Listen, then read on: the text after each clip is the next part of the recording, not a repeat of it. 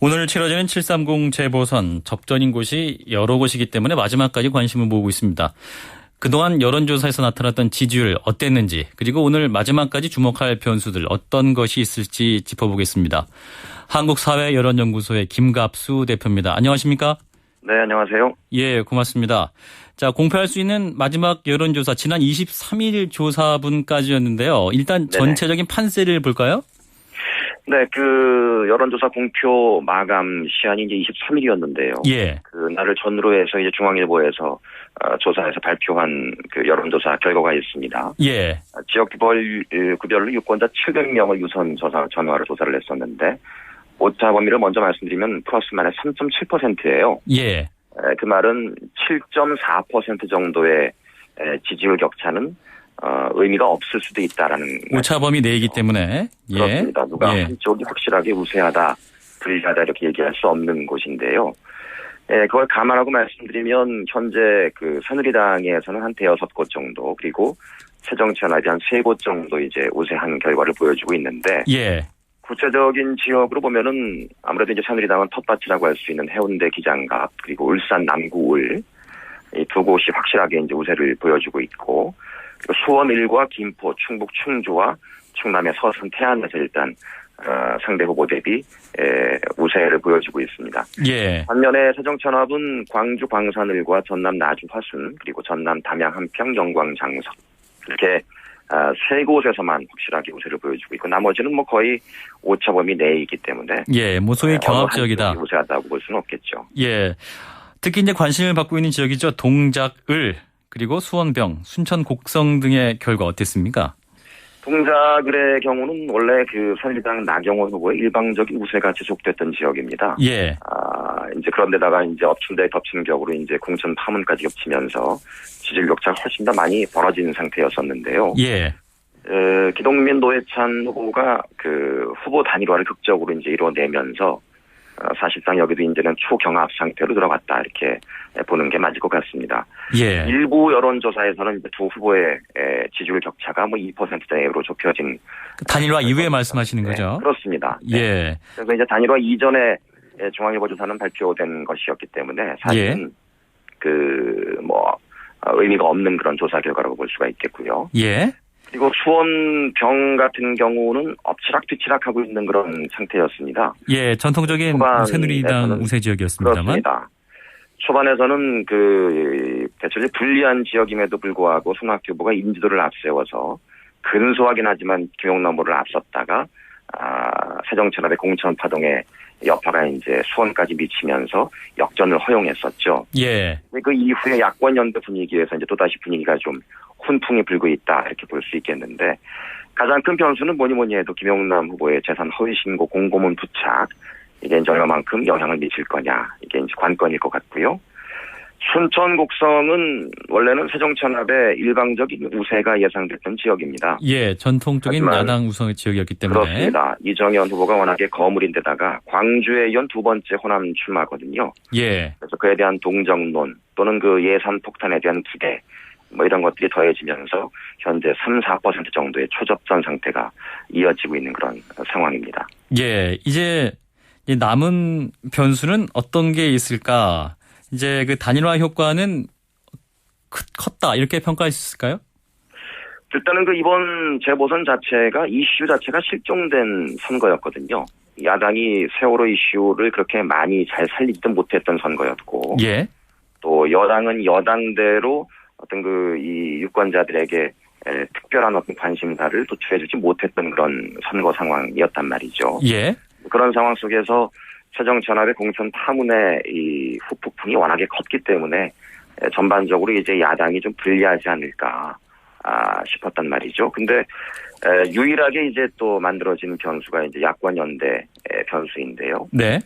이번 야권 연대가 상당히 극적이었습니다. 타이밍으로 보나 또는 그 진행된 어떤 방식으로 보나. 그래서 이 야권 연대는 분명히 이 야당 후보들한테는 상당히 좀 큰 어떤 수혜를 받을 수 있는 이슈로 변수가 됐다고 보는 게 맞겠죠. 네, 뭐 그럼에도 불구하고 새누리 쪽에서는 이제 선거용 야합이다 뭐 이런 비판도 있고 좀 전에 말씀하신 대로 야당 측에서 이슈를 만들지 못했다는 그런 비판 때문에 뭐 네. 오히려 역풍이 있지 않을까 뭐 이런 전망도 있는데요. 글쎄요, 야권 연대라는 이 방식은 사실은 이제 선거 때마다 피할 수 없는 상수가 돼버린 그런 느낌입니다. 예.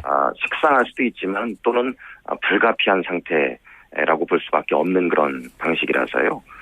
이에 대해서는 크게 선거용 야합이다라고 얘기할 수 있는 건 좀 새삼스럽다라는 그런 느낌이 좀 없잖아 있지 않을까 싶습니다. 예. 특히나 이제 이번 야권 연대 방식은 한국 사람들이 이제 이성적 계급 투표보다는 감성적, 감정적 투표 행위가 훨씬 더 많은 지역이거든요. 우리 나라가.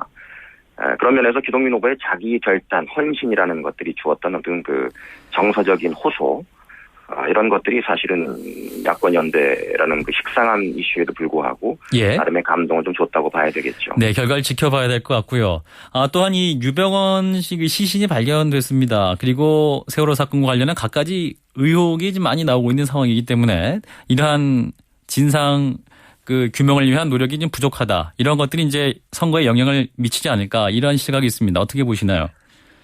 처음에는 사실 정부 여당에 불리한 이 세월호 이슈가 유병헌 씨의 사체 발견 이슈에 묻히면서 여당에 좀 유리한 국면이 조성되지 않을까 이렇게 예상을 했었는데요. 예.